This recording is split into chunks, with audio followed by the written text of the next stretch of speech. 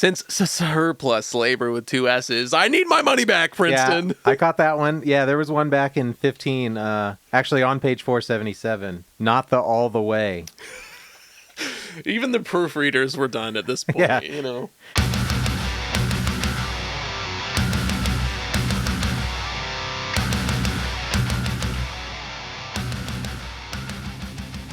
Hey, Hello. welcome to Left Unread. Yes, my name is Aaron. I'm Will. We are 2 dudes engaged in a radical self-education. We're 2 rootless and roaming intellectuals walking the countryside on the hunt for sympathetic peasants to jailbreak their John Deere tractors. That's exactly what I was. I just remembered. I was like, oh, we're going to be John Deere jailbreakers. We'll be John Deere jailbreakers, exactly. Yes. Welcome back to the show. This go-round, we are continuing our read of Dr. Karl Marx's Capital, Volume 1. Volume 1. We're in the Princeton translation again, and ladies and gents, we're so close. We're so close to the end. Yes, I believe this is the penultimate episode of Capital for us, if I recall. I think so. There's only 25 chapters. Yeah. I don't know, because we're starting to build our feelings about Capital as a whole, you know, and that kind of, is this text worth reading? And it's an interesting question, because I think that the answer is yes. But there's just some other things around it. So. But it gets harder and harder to justify the deeper into this book we're getting, in my opinion. Yeah, I'm with you in that sentiment there. But, you know, we're so close. Yeah. We're going to fucking finish it. We will finish Capital. Yeah. So, yes, for this episode, we have read in the Princeton Press translation chapters 15 to 22, which for older translations, I guess, is chapters 17 to 24. I believe. I still don't understand why the change, but... Maybe I'll get an answer before we record the next episode. You know, I'll just look it up and say, where did you guys condense 2 chapters? I noticed also that the translators... The Pauls have an afterword after Marx's afterword, so perhaps they'll mention it in that if we are so inclined. It's unlikely that we'll get into it, but something that I really appreciate, as I've said before, this is off the second German translation. They take all the stuff that they've essentially removed from the third, which is in French, and they've put it in an appendix. So even though we likely won't read it in the context of an episode, it's probably still worth looking at, you know, reader, and also a note to myself. It's probably worth looking at because there's, I'm sure, stuff in there that is important to some extent. I mean, it justified a translate or know, an edition at some point. The thing is that it's posthumous, like, so no. Is it Engels? I can't remember now. Damn it! I believe that it's Engels working with a French translator. And I don't remember what the context is, but there's a reason that this translation is based on the German edition. It's because they specifically wanted the last... Marxian. Yeah, the last one that was specifically touched by Marx. In his voice. Yes. Yeah. So we read chapters 15 to 22. I suppose let's just jump right into it, shall we? Yeah. You know, we kind of rounded off the last talking about the ways that the capitalist kind of has flexibility in his conquest of surplus value, the extension of surplus value. You know, we were talking about relative and absolute surplus value, absolute being through the extension of the workday, relative being having to do with labor power. So you can only extend the workday so far, even, you know, to the point where society will collapse and you have to institute legal limits. At that point, the capitalist kind of has to work within other means, and that means is the relative surplus value. And with that, we talked about machinery, division of labor, all sorts of chocolatey goodness.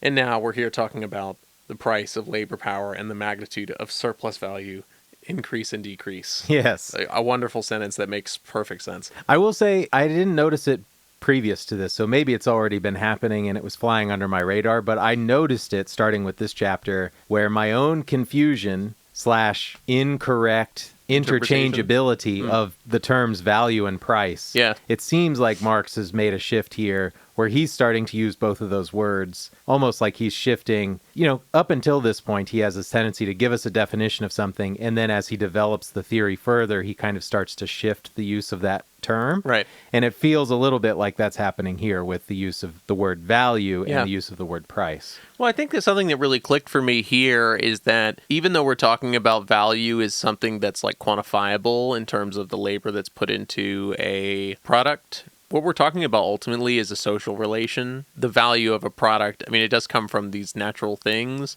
but part of it is the fact that it's socially mediated, right? Mm-hmm. And the difference in price really, it was evident earlier. I'm thinking about that footnote again, man. The one where Marx says that English people confuse value and price often, okay. you know, Okay, and I yeah. think that the distinction has only been drawn more clear as we've gotten further into this book, because the price is just like the name we're giving to it. That is mediated by like supply and demand and a lot of things as well. But it's just what allows for that kind of fluctuation in the name, essentially, that we give to this product. The value within it, though, is something that's kind of agglomerated socially. I don't know. So I've just been able to see that distinction between price and value a little bit more as we've gotten further. And I don't know, it's just something that I appreciated as we've gotten more towards the end. Okay. Maybe I still don't have a complete hold of it, because I think of value as something more constant and price as something less constant, like because of the social mediation. Yeah, well, I think that that's accurate about price because, again, it's just like it's a label that we're attaching to it, and it's still affected by these other things, right? I'm thinking mainly of supply and demand, but it's about going above and below that equilibrium price where supply and demand meet, right? The price drops below, and then it goes back above. Yeah, well, I mean, I suppose what I'm getting out of this hunk of chapters that we read for this episode is a little bit about the push and pull of the value of labor power because of the intermediation of the money form and how that changes the relationship between value and price. And so maybe I'm getting ahead of myself talking about this already, because he doesn't really get into that until he gets into wages with the time wages and piece wages. Yeah. Well, actually, I mean, okay, let's just bring it back for a second, because he starts this chapter with, at the bottom of 473, the three things that determine the relative magnitudes of surplus value, which you already kind of touched on: the length of the working day, the intensity of the labor, and the productivity of the labor. Right. Yeah, and now all those three things, he says, one of the three factors might vary, or two might vary, while one remains constant. All three may vary. The possible combinations are made even more numerous by the fact that when all three factors vary at the same time, they can change by different amounts and in different directions, rising or falling, that kind of undulation you're talking about. Yes. I think it's just a comment on kind of the flexibility of capital, you know, and that's evident here in those three factors, but also later when he talks about even outside of size, capital has some variability, like it's granted some elasticity just within how labor can be intensified, you know, how labor even can be organized. So I think it's just interesting the way that it's like very adaptable. You know, we're not necessarily looking at such a concrete structure, but like given these circumstances or like legal situations or natural situations, geographical boundaries or whatever, the capitalist has these tools in which they can operate, all of which point towards the expansion of the extraction of surplus value. Yes. Yeah, I don't know. This chapter really didn't do much for me here. I think there's some interesting notes about Ricardo, you know, and he's kind of talking about the things that Ricardo missed. A lot of people associate Marx with like the labor theory of value. And it's not that he isn't talking about a labor theory of value, but it's a difference between the Ricardian labor theory of value in the sense, I mean, he says on 175, you know, Ricardo overlooked one thing in formulating this law: the magnitude of surplus value or surplus labor can change only if the magnitude of labor powers value, and thus the amount of necessary labor change in the opposite direction. But it doesn't at all follow from this that the proportions in which surplus labor and necessary labor change will be the same.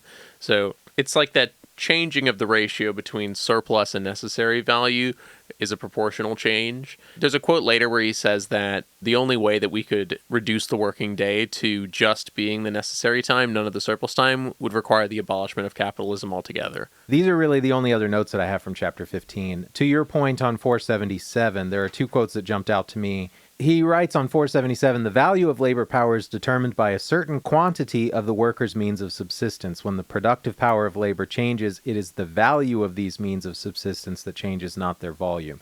So there's a switch in value, not volume. But then at the bottom of the page there, he says, thus it can happen that when labor's productive power increases, the price of labor power keeps dropping, even as the amount of the worker's means of subsistence keeps getting larger, and so the gulf between the life circumstances of capitalists and workers would continue to widen. So because of this shift in value and volume, because of this, even though there can be growth on both the side of the worker and the capitalist, that growth is always going to be unequal, favoring the capitalist. Yeah. And so that's where he's kind of planting seeds for class antagonism here.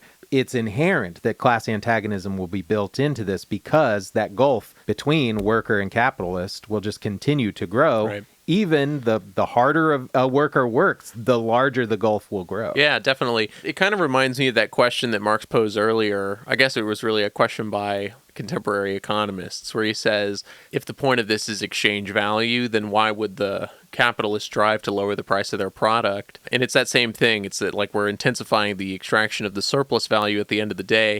It doesn't matter how much of the product is sold, like the volume increasing necessarily, but it's more so the fact that more living labor is wrung out of these people by dead labor, right? Yeah. And then even later, when he talks about the split in the revenue, the way that the capitalist reinvests their surplus in order to grow their own, industry and that kind of thing, I find it to be mirroring in that same kind of way. The expansion as a whole doesn't matter because, like you said, the split is thus that the capitalist gets a huge portion of this revenue. Yeah, for sure. And as he'll describe in chapters forthcoming, they don't even have to reinvest that revenue in order to continue to accumulate it. Yeah, I got a bit of that, no ethical consumption under capitalism here, because there's a part where he talks about even the individual's consumption is part of the capitalists. Societally speaking, it's like, even if this person is consuming for their own individual wants, it's still part of that societal mechanism of capitalist production and reproduction, to the point where it still drives this cycle, because we live in a society, in capitalist society, though, Yeah. I'm trying not to jump around that much because I know we take these pretty linearly, but I'm thinking of that quote where he says, just as the labor process appears in the capitalist mode of production only as something that mediates the valorization process, so too does the reproduction process appear only as a means to reproduce the value advances capital, i.e. value that valorizes itself. So the entirety of society is taken into this capitalist system one way or the other, and I think that that's really telling when he's talking about individual consumption, because your consumption is still based on social production, and that means it's based on capitalist production, because even though we produce everything socially, it's still individually and privately owned. Yeah, I mean, he says on 528, his individual consumption, talking of the worker, his individual consumption is productive for the capitalist and the state, however, because it produces the power that produces wealth for other people. Yeah. So individual consumption will always enrich the capitalist, will always... Yeah, I'm looking at the quote just further down the paragraph, right? The Roman slave was fettered with chains, invisible ties bind the wage laborer to his owner. He merely seems to be independent. Yep. The constant turnover among workers' individual wage masters and fictio juris of his contract keep this semblance in place, right? So even if you think you're free, like even if you're free from a contract or whatever, your individual consumption is still tied back. You're still tied invisibly to that capitalist production, not only in what you consume, but also in how you are able to consume it. You have to sell your labor in order to be given, as Marx says, a draft to then get back a portion of your own product. Yeah. So I wanted to come back to the quote that you already kind of called to from chapter 15 on 482, because Marx writes, if the whole workday were to shrink down to its necessary part, surplus value would disappear, something that doesn't occur under the regime of capital. Only if the capitalist mode of production were abolished would it be possible to limit the workday to the part when necessary labor is performed. I've been giving this a lot of thought because I don't think anyone that I work with knows that I do this podcast, but I still want to be careful about what I say. yes, I understand. I'm not working anywhere near the capacity that I can work in my workday, right? And so on a given day, I would say I'm doing 2 solid hours worth of work, and I'm being paid for 8 hours worth of work. Right. Which, if I look at the quote-unquote value that I'm producing in my work and the wage that I am paid, is much closer to what is a reasonable wage for the value that I'm producing, right? And so I've been thinking about this, like, what is the amount that someone needs to work to sustain themselves in society? Like, what is the amount that we as individuals have to work, our necessary labor time, just to sustain ourselves, right, versus what you hear as a criticism of any sort of socialist policy is if you take away the profit motive, what is the incentive to continue to work, right? Yeah. And I've just been thinking about that, and this quote called it to mind for whatever reason, but this idea that, like, the incentive is to sustain your existence. Why do you need more incentive than that? Right. The incentive should be you work as much as you need to in order to live, right, and then you go on with living your life. Yeah. Right. I don't understand why there needs to be more than that. Well, it's just, it's because we don't see the workday as being divided in that way between necessary and surplus time. The surplus time is tied to our means of subsistence in a way that we think we have to work the entire day, because that's the contract at which we enter into selling our labor in the labor market, right? And I think that it's such an interesting question. If we were to, and I know that this varies from job to job or whatever, but if we were to reduce the working day to just necessary time, how much time is that really? Like you said, I mean, you do 2 hours of work in an 8-hour day, the other 6 hours, who knows? I watch my email. Right. Inbox zero is easy when you have 6 hours to do it. No, but, it makes me think of 1,200% exploitation, right? If we're talking about like a barista. I mean, because that's the thing. Yeah. The minimum wage is based on what it would require the worker to subside their life. Sorry. That's what's required, right? That's the capitalist estimation of what kind of money is required for you to reproduce in all senses of the word. And so if we're talking about in 8 hours, I'm trying not to get too numerical here. In 8 hours, you're only getting paid $50 or whatever with minimum wage. How much time does it take to actually produce that $50 worth of value is very little time. I mean, a couple of minutes, honestly, if we're talking about $12 lattes or whatever. Exactly, yeah. So how much time is really necessary to provide for the means of subsistence for that person is almost nothing. Even if you take that on a societal scale, a societal average, the amount of time that is actually required to sustain our lives as a population, as a society, is so little. We are so exploited.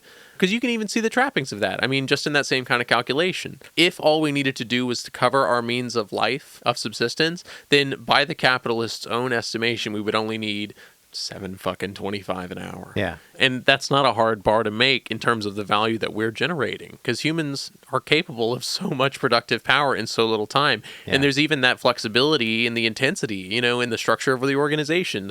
It just comes back to it being a distributional problem again and again and again. I haven't been to a McDonald's in 20 years, so I can't say how much a Big Mac costs, but I feel like it's $7. Dude, basically, Gotta be. Yeah. I mean, I go to Wendy's pretty often. I'm a fat guy. $7 for a burger, $8 for a burger. A fucking $5 footlong will cost you $13 now. Oh, really? Right? We should be burning Subways down. Well, I mean, that's been true for a long time. Hey, you made the sandwich. You made the sandwich. Don't forget. Anyway, I know that was kind of tangential to the quote, but I've been thinking about that a lot. I think it's 100% on point, because that's exactly what I was thinking here. We could shrink the day down to the necessary time to subside ourselves. The thing that is stopping us from doing that is we live in a society, capitalist society. Yeah, exactly. Yeah. Capitalist society, in contrast, affords one class of people free time by turning the whole lives of most people into labor time, simply put. Yep. Formulas. Yeah, then on to chapter 16. Hey, do you wish there was more math in your reading? Yeah, no numbers, though, mind you. We're talking about surplus value over variable capital equals surplus value with a hyphen. No, there was a hyphen in the first one. Whatever, it doesn't matter. Just want to say to Princeton, what am I doing here? There's a typo on page 485. Dude, he says, I caught so many typos in these chapters. Yeah, there's one in 15 also. Dude, I had missed it, man. You're clearly a former English teacher. But yeah, since surplus labor with 2 S's, I need my money back, Princeton. Yeah, I caught that one. Yeah, there was one back in 15, actually on page 477. Not the all the way. Even the proofreaders were done at this point, But yeah, I mean, different formulas for the rate of surplus value. This is a chapter just about Marx correcting the formula. Yeah, what David Harvey says that I appreciated about this was that it's going into just the different ways that you can come to the same answer. The different ways that things are set up to, you could look at all these different variables, and the different variables show you what options the capitalist has to change. If we take these formulas as a series of variables that can be affected by people, then you have different things that can be changed to lead to different outcomes, right? You can change the surplus labor, you can change the necessary labor, right? The split between the two. Mm-hmm. You could change labor power's value. You could change the ratio of unpaid labor to paid labor. I know Marx even gets later into productive labor a little bit. That was, I think, the best way for me to get anything out of this formula chapter was to, as David Harvey says, to think about just the different levers of power that, are manipulatable. And putting it into a formula shows that in a certain way. in a way that might appeal to a particularly minded person. That's a very diplomatic way to say it. Yes. Yeah, my eyes kind of glazed over in this chapter. If you think I was like taking serious notes on 6 hours of surplus labor over a workday of 12 hours, then the necessary labor. No, I was not. Yeah, but I will say what I took from it on 486, he gives his version of the formula, I guess, the third formula, which is captivating to read on a podcast. But surplus value over labor powers value equals surplus labor over necessary labor equals unpaid labor over paid labor. And I just appreciated the last part, the unpaid labor over paid labor. Yeah. He says it's merely a more casual way to express surplus labor over necessary labor. And so I like that. I don't want to participate in the we need to dumb down communism conversation. Yeah. I think that's dumb, and it's anti the people to say that they're too stupid to understand it. Right. But I appreciate that he is acknowledging there are other ways to express this exact same idea. Yeah. And so I liked that. And the quote on 487 that stood out to me: "We can therefore say that capital doesn't simply act as labor's commander, as Adam Smith claimed. Its essence is to rule over unpaid labor." And I think that's a very good summation. Totally. And buddy, if you think reading it on a podcast is tough to listen to, just remember that I listened to this on audiobook as well. So how did they express it? It's exactly as you'd expect. Okay. They just read it straight through, and I was like, okay, let's get through this. Yeah, it's fine. Another quick chapter. Well, and now wages. Yeah. Right. Something that Marx is getting at here when we're talking about wages is that if wages are the price of labor and labor is the substance within value, then how do we talk about the price of labor? What does it mean to give the price of labor? Because if price is a reflection of value, then we're talking about the value of labor, but labor makes up the value, right? So there's something tautological there, right? It repeats itself. It's redundant. And what Marx is saying that's really important about wages here is that you can still give a price to labor power in the form of a wage, but what's important is that I think 493 really sums it up the best. What the money owner directly encounters in the market is the worker, not labor. What the worker sells is his labor power. The moment he begins to work, his labor ceases to belong to him, and he can no longer sell it. Labor is value's substance and imminent measure, but labor itself has no value. Yeah, I actually really like the quote at the start of the very next paragraph. The concept of value is not only completely effaced in the expression, the value of labor, it is also flipped on its head or turned into the opposite of what it is. This is an imaginary expression just as much as, say, the value of the earth is. Yeah. That really concretized it for me in a way that was really useful, because how do you quantify the value of the earth? Yeah, I love when he says, the value of a 12-hour work day is 12 hours of work. Yeah. Oh, great. That wonderful job there. But when we're talking about the price, we're talking about the price of the worker, and that is based on the means of subsistence. We're not talking about the price of, or the value, I almost did it again. No, we're not talking about the value of labor. We're talking about the value of being able to sell labor power. The labor itself, it goes from one hand to the next as soon as you sell it. It's not yours to dispense with anymore. It belongs to the capitalist. Even if you, the bearer of labor power, the worker is the one that might be wielding it, right? Consuming it. One of the other things that I found really interesting in this chapter related to that is how he's talking about payment to compensate the worker for the value of labor and how it's always retroactive. Yes. Which I found really interesting. On 496, Marx writes, in its function as a means of payment, money realizes but only retroactively the value or price of the article supplied, which in this case is the value or price of the labor expended.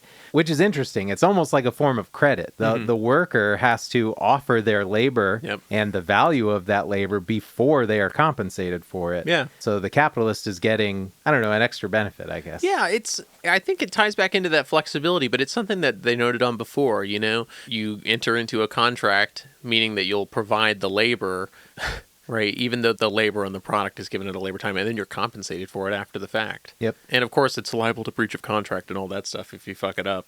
So I guess what was interesting to me about that is it's so taken for granted. The idea that you have to perform labor in order to be compensated for it, not that you are compensated on the promise of performing the labor. There's like a power imbalance there that is implicit to that social relation. Yeah, it's like a bad faith assumption in the worker. Exactly. Yeah. It's just something that is self-evident once it's said, but I'm not thinking of it prior Well, right. to that. You know, I had this conversation with my uncle, and I was like, isn't that so strange that we enter into that kind of contract and you're paid after the fact? And he's like, I've done contract work all my life, and it's always that way. Yeah. You know, and it's like, yeah, it has always been that way. Well, I was just thinking about, I mean, again, this quote comes later, and I referenced it before, but on 523 when he says, the capitalist class constantly gives the working class drafts in the form of money on a portion of the product produced by members of the latter class and appropriated by members of the former one.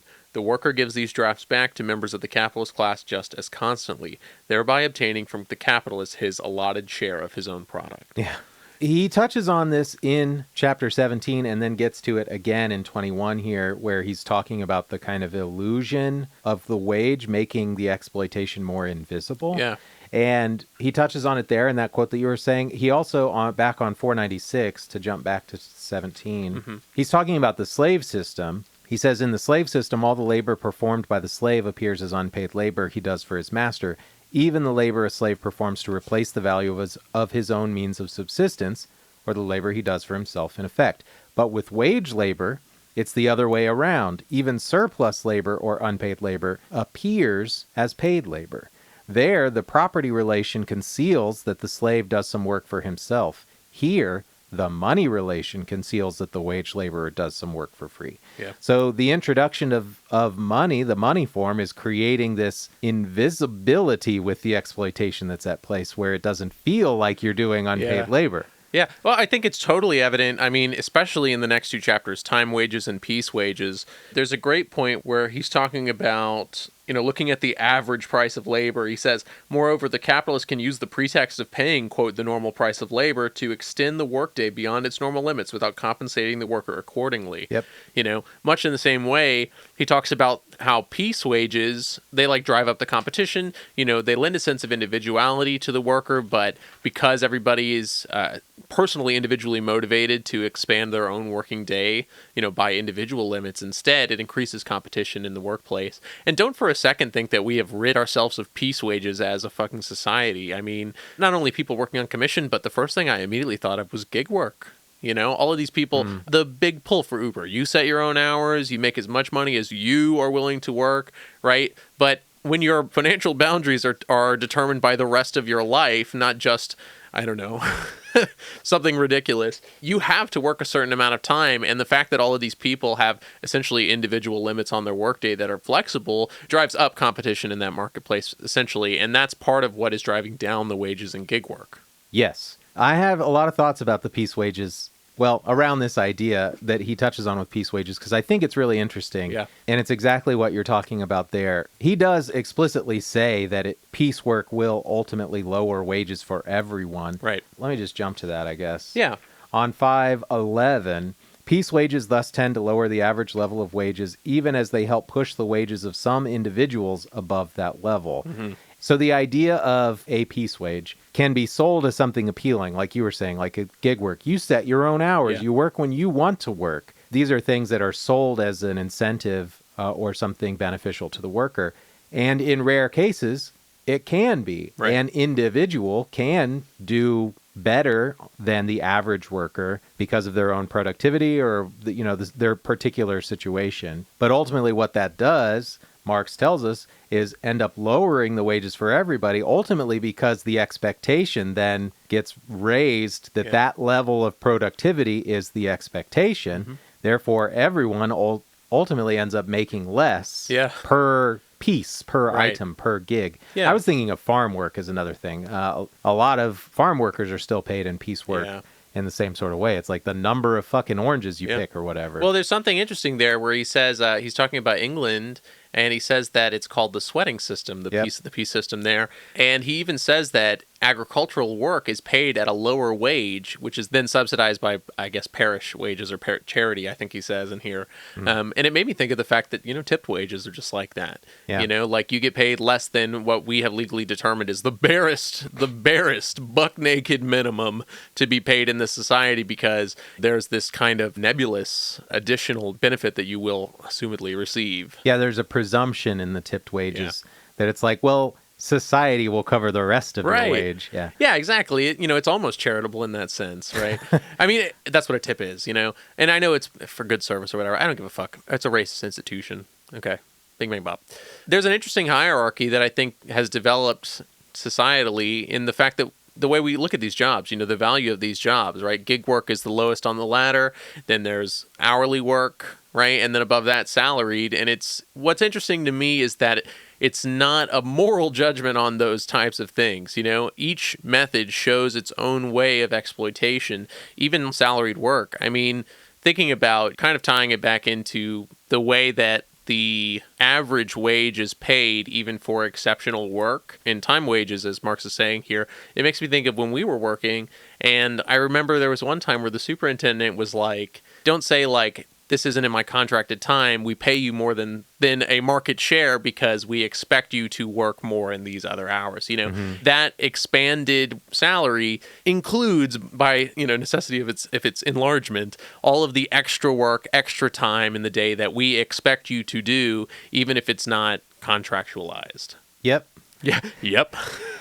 Yeah, I don't have any comment on that other than like that's just the fucking way that it is. Like there's a way to exploit all three of those forms of labor that we're talking about. With gig work, in particular, something exploitative about that work is that gig workers are qualified as independent contractors, and so they're not required. Companies aren't required to offer them benefits. Yeah. Hourly workers, there are many different ways that their labor can be exploited, especially if you're talking about tipped hourly workers. God. And then salaried workers, it's like the cap is off for a salaried worker. It's like, well, you're paid this amount to do this work. Doesn't matter if it takes you 80 hours to do it this week. It must be done. Yeah. And so you end up making less than an hourly worker does when you look at the amount of labor that you've actually put into it. Yeah.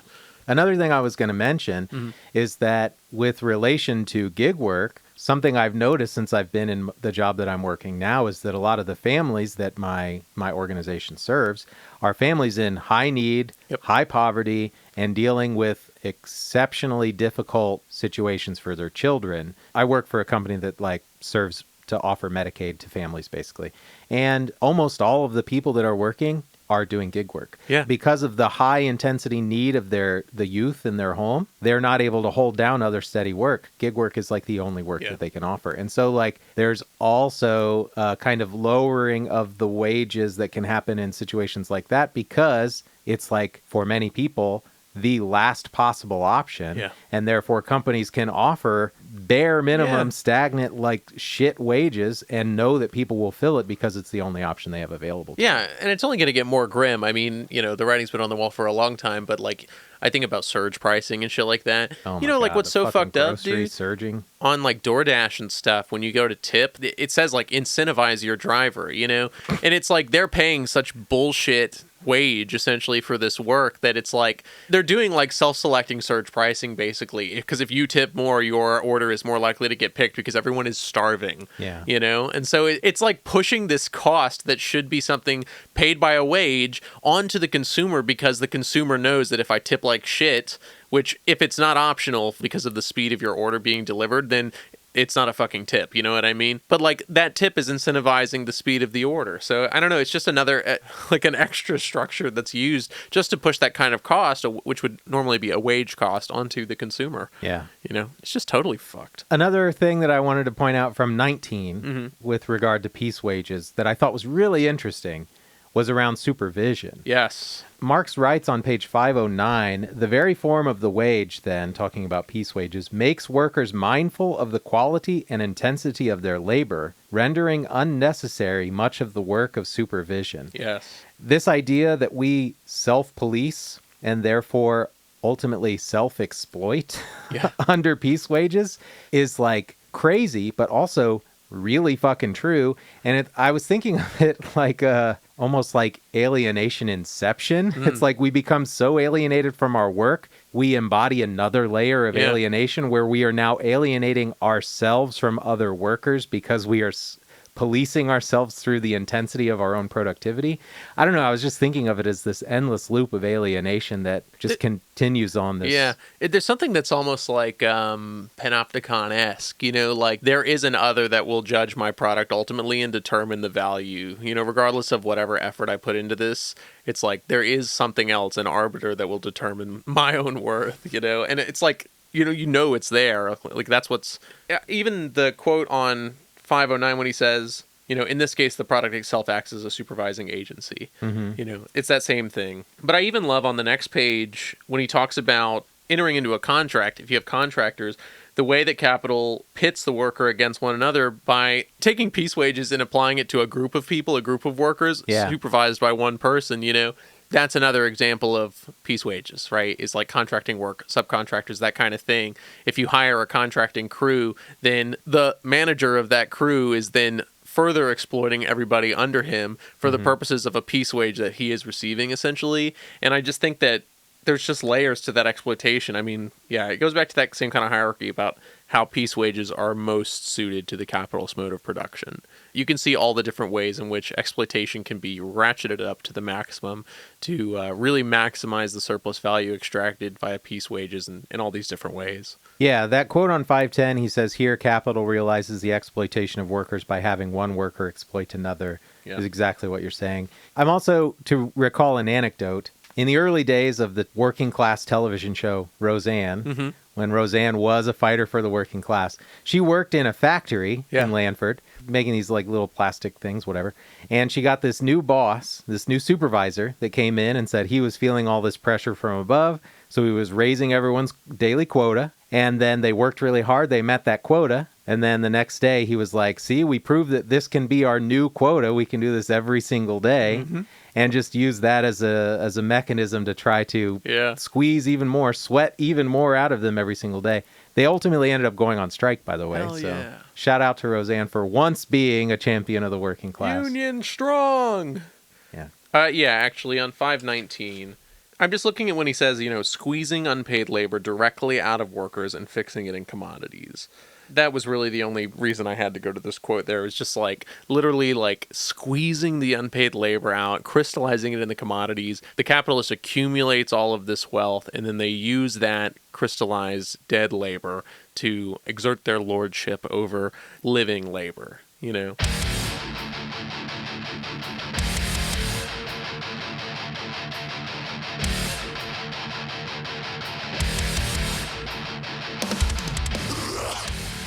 I don't know if variations in wages from nation to nation said anything to me. Yeah, that chapter 20, variations in wages from nation to nation, cool. It brought to my mind the Parenti quote about nations not being underdeveloped, they're overexploited. Yeah, overexploited. And I was just thinking a lot about that. I was also thinking a little bit about, these are all like very zoomed out, I don't have anything to call to specifically. But I was thinking a lot about the continent of Africa, thinking about Congo and Sudan specifically being so robbed of resources through colonization, and how even the class relations can impact the colonial relationships. Like there's a global hierarchy. There are nations that are colonizers, and there are nations that are colonized. And even if you zoom all the way out and you're looking at like the world map, there's still a very clear kind of class relation that's happening there. Yeah. And I don't know. I was just thinking about that. I don't have anything intelligent to say about it. This sparks some interest in me into a more global theory on the left. We've talked a little bit about like unequal exchange, and I don't have enough basis to even try to delve into what that is, but I just think that there's like more to peel back in this regard, just not in this chapter. Yeah. Chapter 21, simple reproduction. I will say this is the one that I have the most notes on, this chapter. Definitely. Just to start it off, right, a society can stop producing no more than it can stop consuming. There's that cyclical element, right? They have to produce, they have to consume. Yeah, I mean, I guess my main takeaway from this chapter was about how in the production process, a certain amount of what is produced is produced solely to reproduce production Right. moving forward. So it's like a self-perpetuating, self-continuous process. Yeah. That once you start production, an amount of that production is always going to be what is necessary to continue that production. Say, like if you're thinking of it annually, everything that you produce in 2024, a portion of that is what is necessary to continue production in 2025, and so forth and so on. Yeah, totally tangential. I'm just thinking about Victoria 3, the video game again.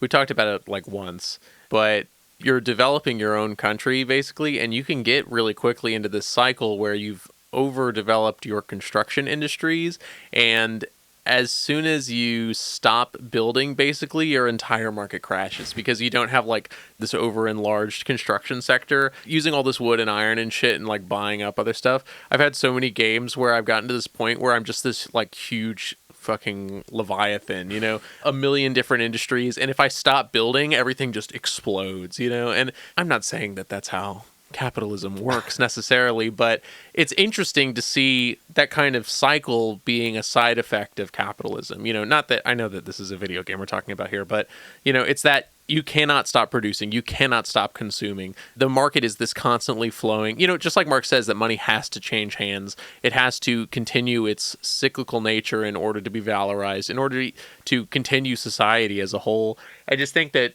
this was a tough read on the first pass. I think this chapter, there is a lot in these last two chapters that we read that I think is of note, but I'm still kind of just grappling with, you know, what Marx is talking about when he's talking about the process of reproduction. I will say I think that is something that we are losing from reading the book in the way that we are, in that, at least for me, the gaps between our readings, especially because we're like, it takes us 2 weeks to do an episode, 2 to 3 weeks. Sorry about that. And then we read something else in the middle, which is really helpful to make connections to what we have read previously. But it makes it way harder for me to piece together the tapestry of capital as a whole. And so, like, I happen to know that chapter 23 is the general law of capitalist accumulation. Yeah. Chapter 22 is all about accumulation. I feel like I'm going to lose a lot of what he's saying in 22 because I'm not going to see how he's putting the pieces together and how he's building that as a whole. So I think that, it does make it a little harder for us to kind of see the bigger picture. I don't want to speak for you again, but like makes it harder for me to see the bigger picture sometimes. No, I would agree with you there. I mean, there's no telling what I'll lose about simple reproduction in the next 2 weeks, you know, or sorry, the next month, I guess, because we're going to read something else after this. Yeah. So, yeah. Now, there is something interesting. I'm looking at 524. The bourgeois economist whose unimposing brain can't distinguish between a form of appearance and the thing appearing through that form averts his eyes from the fact that even today, when the labor fund enters the scene somewhere in the world, it rarely does so in the form of capital. So in this, you know, in these last few chapters, Marx starts talking about the fund that is generated by the surplus of capital. That was probably poorly phrased, but there's $1,000 invested. It generates $200 worth of surplus. What is done with that $200 is of importance, you know, and there's a ratio in the two. There's a portion of it that's reinvested. There's a portion of it that is revenue, you know, there's a portion of it that the capitalist spends on himself. Yeah, luxury goods. Yeah, and there's just a lot of different ways that is kind of reincorporated back into the process, but it points to this ever-expanding thing. This continuous cycle that must continue growing. There's always a portion that has to be reinvested, even if there's a portion that is spent willy-nilly on yachts and diamonds and whatever. And even back to that point, right? Why would you increase your product and lower your cost if your goal is the increase in exchange value? Is that ratio guarantees that, you know, as long as the entire thing is growing, that excess portion that can be spent on caviar and shit is also larger. Yeah. It's also known as cancer. Yeah. Ever growing, needs to take over, continue to grow into infinity. Eventually kills the body that it inhabits, et cetera, et cetera. Yeah. You know, should be excised with a knife or a laser. Yeah. Something along those lines. Yeah, that quote on 524 is one of the bourgeois economist burns that I made a comment on during this section. But I really love a quote at the bottom of that page. Yep. I'm going to read a chunk of it here, but Marx writes, "The capitalist thinks he consumes the product of someone else's unpaid labor, or the surplus value, and retains the original value spent as capital. But his wrong-headed idea does nothing to change the facts here. After a certain number of years have passed, the capital value he possesses will be equal to the sum of the surplus value he has appropriated without an equivalent during the same period. And the total value he has consumed will be equal to the original capital value. Not even an atom of his old capital still exists. Yeah. Shout out to Dissident Theory. I loved the video. I watched all of his videos on these chapters again. It really did help me kind of synthesize all of my thoughts. And he had this great little graphic of this like rotating amount of money with the extra surplus value going off to the capitalist. And seeing that over and over again, eventually there are enough cycles where the initial capital that was invested gets made up through all of the surplus value that's been appropriated. So the capitalist can then reinvest, in theory, the same amount that they invested initially to continue that process even more so, doubling their appropriated surplus value.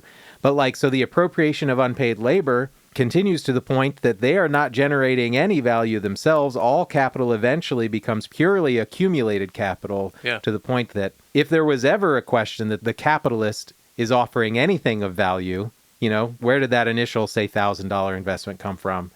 Probably a small loan of $1 million or whatever, but nonetheless, a very stable genius. You could argue the value that I shouldn't use the word value. You can, no good. You could argue that where that comes from, right? But eventually, that is going to be usurped by the accumulated surplus value to the point that there is no question that the capitalist is offering nothing. Yeah. I was going to say, we got an email a long while ago, one of the first ones we got, that was about someone had asked, where do you draw the line? If everything I am is based on the labor of those that came before me, right, where does the line get drawn? How far back does it go, right? My parents' education, is that based on somebody's exploitation as well? Does that factor into my own productivity? All of that stuff, and my response was something like, the line is drawn somewhere. Which, what a cop-out. But hey, that's the best I can do there. Not really a satisfying answer, but I think that there's something in that and this that I think is kind of the same. There is a point at which all of the initial investment has already been recouped. It has been remade. Even to extend that out, all of your individual consumption is a product of other social labor, regardless of where you draw the line. You know what I mean? So it's just that idea that, it's being cycled through. It's like a fucking endless washing machine. We're laundering dead labor again and again through living labor, or living labor again and again through dead labor in some capacity. It's just that endless cycle. So I wouldn't twist myself up, trying to find out where it begins, where it ends, what's the initial investment of the capitalist, because as Marx is kind of saying in here, there's a point at which it is so washed through that it doesn't matter. We're talking about a societally complex thing, something at that level that envelops and attaches everything within.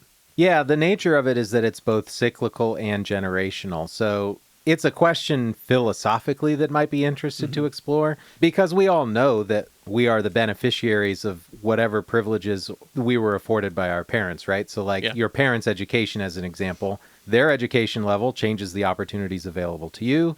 Their parents' education level changes the opportunities that were afforded to them. So philosophically, you could argue that there's something interesting about looking back at that. Yeah. But to your point, it all is wash at some point.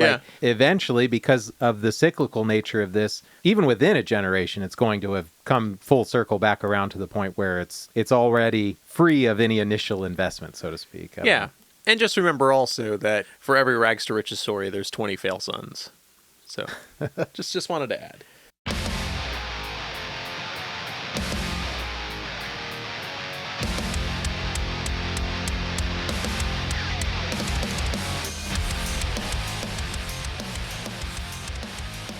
I find for whatever reason, I'm really interested in alienation while reading this, and it's fun for me when he actually calls it out, because I legitimately don't know where Marx first proposed his idea of alienation. Right. But seeing it just kind of pop up here is really interesting to me, and it does on 525. Yeah. Directly, I should say, indirectly, we've already pointed out some places where he mentions it maybe. But on 525, he writes, the production process continuously transforms money into capital and means of production into means of valorization. On the other hand, the worker keeps emerging from the process as he was upon entering it. Even before he begins to work, his own labor has already been alienated from him, appropriated by the capitalist, and incorporated into capital. Thus, his labor is constantly objectified during the production process in a product that belongs to someone else. And then even a little bit further down, it is the worker himself then who constantly produces objective wealth as capital, an alien power that exploits and rules over him, while the capitalist just as constantly produces labor power as a subjective, abstract source of wealth that has been separated from its own means of objectification and realization and exists only in the worker's body. So it's like this weird kind of tension. I don't know, maybe it's dialectic, I don't know, but this weird kind of thing where the worker is somehow alienated from their labor, but from the capitalist point of view, they are also the means through which alienation is manifested. Yeah, I'm just looking at the next line. In short, the capitalist just as constantly keeps producing the worker as a wage laborer. I think there is something really interesting there about what you view as possible to do with your own labor. Ostensibly your labor could be put into anything that could generate value in a million different ways. That value could be put towards a bunch of things, subsistence, surplus, whatever. But even before you have decided to enter into any kind of contract, you're already alienating yourself from the possibilities of your labor in the fact of your own estimation of what you can do. I don't know, it's kind of the inverse of when all you have is a hammer, everything looks like a nail. If everything you see out there is a nail, then clearly you will seek out a hammer. And I just think it's kind of in that same way, people don't even consider what's possible with their labor, when so much is, and I know that that's slipping into that hustle grind mentality, but there's so many things you can do. And I don't know, it's been a nice privilege in my privileged life is that a lot of times I'll just make connections through some things and then it'll open up these weird opportunities that I would never ever otherwise do.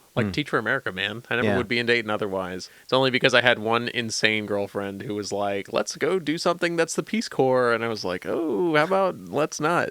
And we stayed in America. But now I'm in Ohio. And loving every minute of it. Woo! Yeah, God.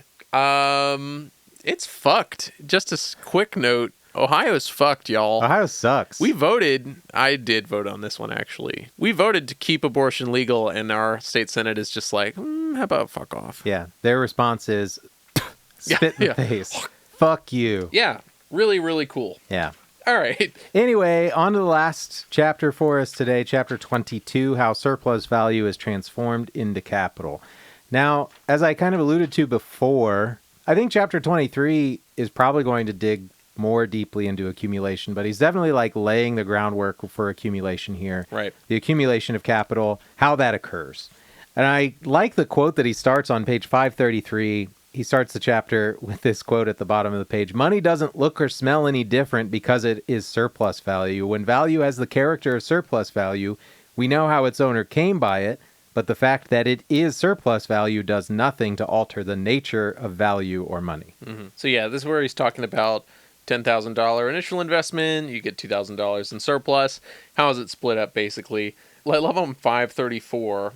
He says that by supplying the thingly elements of the additional capital, the capitalist production process has already supplied additional bearers of labor power. Members of the working class come out of this process as they went into it, and thus at all different ages their children, whose lives are secured by the average wage, have to constantly appear in the labor market alongside them. Viewed in concrete terms, accumulation is the capitalist process of reproduction on an ever-expanding scale. Yep. Just as Marx said in the last chapter, the capitalist is literally constantly producing the worker. And through that, we're talking about reproduction. Yeah, literally, and in that, the worker has to produce ways. Children. Yeah, in many, many ways. Yeah. Right. So... Yeah, I mean, I read this and I pulled out a couple of quotes, but I don't know that I have much to say. Right. The third section was kind of interesting, the abstinence theory. Yes. He does make a couple of literary references in this also. Yeah. It's nice to see him calling to Faust and Don Quixote. Yeah. 2 souls, alas, do dwell within his breast. Inside you, there are 2 wolves. Exactly. Yeah, that's the first thing I thought. Never mind. I don't fucking care about that. The only thing I want to talk about in this section is Jeremy Bentham. I knew you were going to say it, dude. I knew you were going to say it. As soon as he said the arch Philistine, Jeremy Bentham, I went, oh boy. Oh, buddy. No, before we get to that, we did mention this before, but I do want to read on 544. He says, at a certain stage in this development, a conventional amount of private spending becomes a business necessity for the, quote, unhappy, unquote, capitalist, and it functions as a way to display wealth and also establish credit.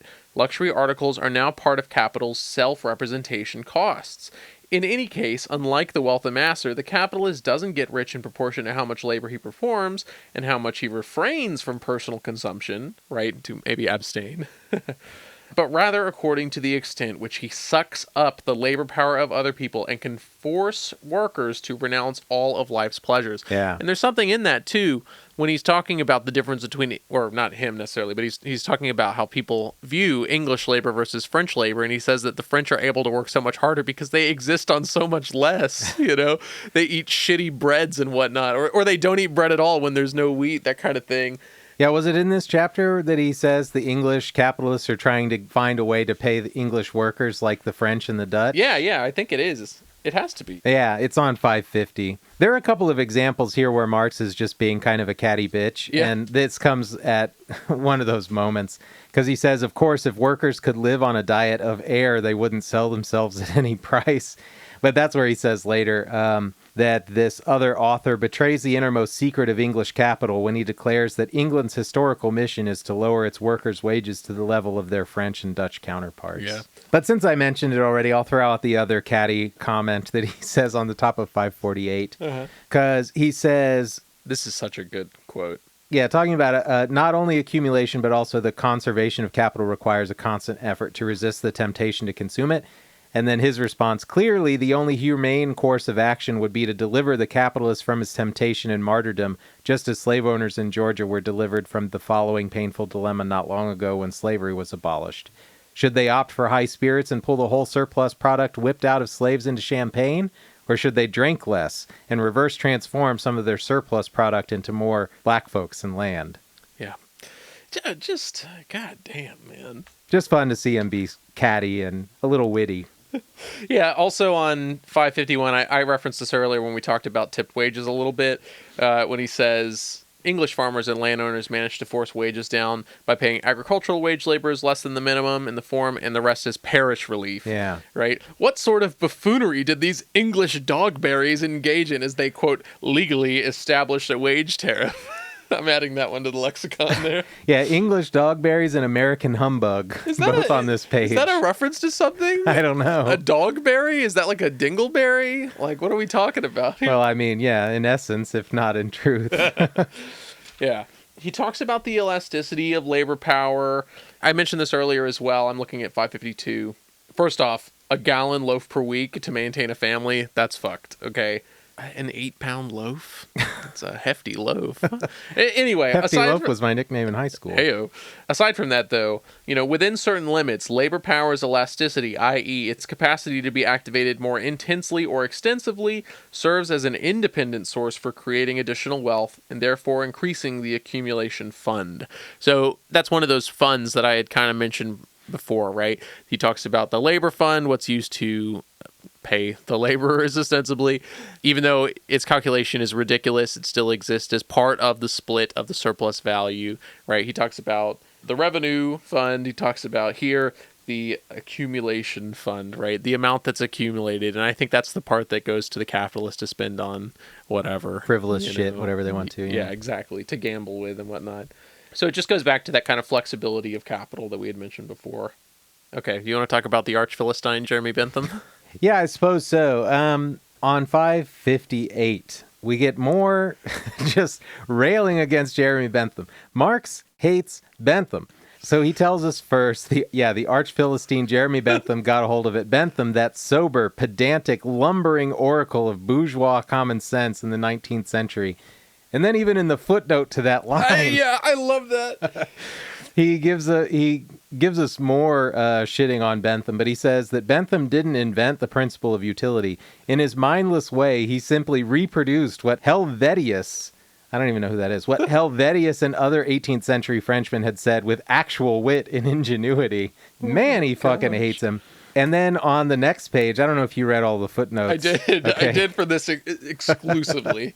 He's talking about an error that he thinks Bentham makes. He says that with the most tedious naivete, Bentham presupposes that the modern petty bourgeois, and in particular the English version, is the normal human being, and then goes on to call Bentham a genius of bourgeois stupidity. which is one of the best burns you could ever give. I don't have nearly enough knowledge of any of the context around this to even comment on it. Well, it's just funny to me. I mean, in my self-study of philosophy and in the coursework that I did around philosophy, Bentham is often credited with the principle of utility. Yeah. Because he is like probably the first utilitarian philosopher that gets mentioned in the Western canon. Apparently not, But buddy. yeah, Marx has got a real fucking chip on his shoulder about it. He was talking about utility before it was cool, man. Yeah. I just think it's funny. I mean, Yeah. I'm not going to pretend that I'm the biggest Bentham apologist or anything like that. I do appreciate that Bentham's utilitarianism did extend past the human animal into non-human animals, which is something that you'll hear a lot of animal rights activists call Bentham quotes up for. Yeah. Because Bentham was, I believe, also a vegetarian. And you can still see his body preserved at Oxford University. That's it's crazy. like, yeah, it's encased in wax or whatever. It's my fucking God. wild. Quick note, it's not Oxford. It's the University College London. Whoops. But yeah, I just think it's funny. I got to know why Marx hates Bentham so much. I don't know. I mean, aside from the fact that he was cribbing philosophers that Marx apparently appreciated. I guess, yeah. Maybe it's just the thing. It's a product of Marx's study of philosophy where he's like mad that Bentham is getting credit for something that he doesn't deserve credit for. Well, did you have any comments on his arguments about like the utility of religion or the harmful utility of art criticism, like that kind of thing there? I mean, my comment on Bentham's positions in both of those is that he's wrong. I mean, I don't think that there is a social utility to religion, for example. I mean, I'm an atheist, so take that for what you will, but I think there is perhaps a personal utility for religious study. I think people find purpose and enlightenment in their own religious study. Sure. But I don't know that socially I think that there's much utility to religion. I think if we look historically, religion has done... If we're going to do the utilitarian philosopher math, good or bad, what is the balance? Religion has certainly done considerably more harm historically than it has done good, in my view. So I think to talk of the social utility of religion, it would be in the negative, in my opinion. Religion feels too big for that. Like, it feels too expansive to have that kind of positive, negative thing, you know? And this isn't a conversation I give a shit about. But it's like, you know, in terms of what's good and bad, right? I mean, that's such a variable thing anyway that it's hard for me to derive utility from it, you know? I mean, in many, like the Catholic Church, there's plenty to say, you know, but like, they railed hard. John Paul II, he fucking hated communism. You know, he was a huge part of Poland's issue with communism in the 80s and 90s as well. And, you know, a lot of people view that as good. I can tell you because I've seen it numerous books, you know. So, I don't know. There's kind of an eye of the beholder question for me and that kind of thing there. And again, I have no knowledge of the utilitarian argument, so... Yeah, I mean, like, it's reductive to talk about, quote, the utilitarian argument as one of, like, a balance between good and bad. But that is effectively what utilitarianism is. It's a consequentialist philosophy. So it's like, what are the consequences of an action? Yeah. And are those consequences beneficial or hurtful to how many people? And that type of calculus is in and of itself reductive and fraught with all sorts of questions about how we're defining permissible, impermissible behavior. Anyway. There is something on 526 that I wanted to talk about. Yeah, so first off, 526 as a whole, I think, is just a great summary of everything going on so far. I'm not going to read it all, obviously, but the part that spoke to me the most was at the bottom and onto the next page. It makes no difference here that a worker consumes for himself and not the capitalist. The fact that beasts of burden enjoy what they eat doesn't mean their eating is any less necessary for the production process. The continuous maintenance and reproduction of the working class is a permanent condition of capital's reproduction, which workers are motivated to satisfy by their own drive to live and reproduce. The capitalist can count on that. He merely sees to it that the worker's individual consumption is limited to the bare necessities. I don't know, like, I think that's step number one for people. Can you recognize that capitalism relies on exploitation, right? It relies on the driving of people into competition, the expansion of exploitation, and that's it. You know, you don't even have to say that that's good or bad. Can you just tell me that capitalism relies on you exploiting people? And then we'll work from that. Yeah. You know, there's still people on this earth that don't fucking recognize that, even though it's omnipresent in society. Buy low, sell high, get your piece of the pie, all of that. I don't know if it's just not verbalized or what, but like, just acknowledge that capitalism relies on people exploiting other people. Okay? Now the question is, do you have a problem with that? You probably should. Yeah, it doesn't require a moral judgment to answer the first question, but it does belie a moral question as a follow-up question, Right. for sure. Do you have a problem with that? Yeah. Is a pretty important question as a follow-up. Yeah. Because then it's like, well, what are we going to do about it? You know, what is to be done? Yeah. Yeah. Yeah. Did you have a cavalcade quote there? Yeah, the only other one that I had marked that we didn't read comes from 514, and it's actually the very last line of the chapter. This is the end of the peace wages chapter, and Marx writes, "It rails against anyone presumptuous enough to try to tax the progress of industry, flatly declaring that labor's productivity is none of the worker's business." Yeah. I had highlighted that right above, you know. This is a quote from somebody else, from Fawcett. H. Fawcett. Right, the operatives carefully watch the price of the raw material and the price of the manufactured good, and are thus enabled to form an accurate estimate of their master's profits. The workers aren't fools, you know. They can see what's going on. As alienated as they are from their labor, they know what they're building, Yeah. right? And they know what goes into it. I see people do this all the time. What am I doing? How much is that actually making? You can do it with your own job, listener. So, Boss made $1, I made a dime. right. That's why I shit on company time. You're goddamn right. You're goddamn right. Yeah, so thus concludes chapters 15 to 22 of Capital Volume 1 by Dr. Karl Marx. We're so close. We're so close. Yes, I believe we are going to finish Capital with one more episode, One more episode. presuming we can stick to that. We should talk about how we feel about Capital up until this point. Yeah. This is the point in the show where we'd usually ask ourselves, like, why would someone read this? But because we've been reading Capital for the last 6 months, how are you feeling about your reading so far? I'm really happy to be reading Capital. I'm happy to get it out of the way. As I said on episode 1 of our Capital journey, I wanted to demystify Marx. I need to know what Marx actually says, right? What he's actually thinking about these things. How many of the fucking idiot internet quotes are completely something ridiculous, you know? Brainy quote. Yeah, brainyquote.org, you know, when Karl Marx says communism is when the government does something. Communism is big spoon. Yeah, exactly, right? All the grain in Ukraine. Yeah. Gonzalo boiled babies, etc. I needed that, okay? And I think that... What a wild juxtaposition. Don't take that out of context.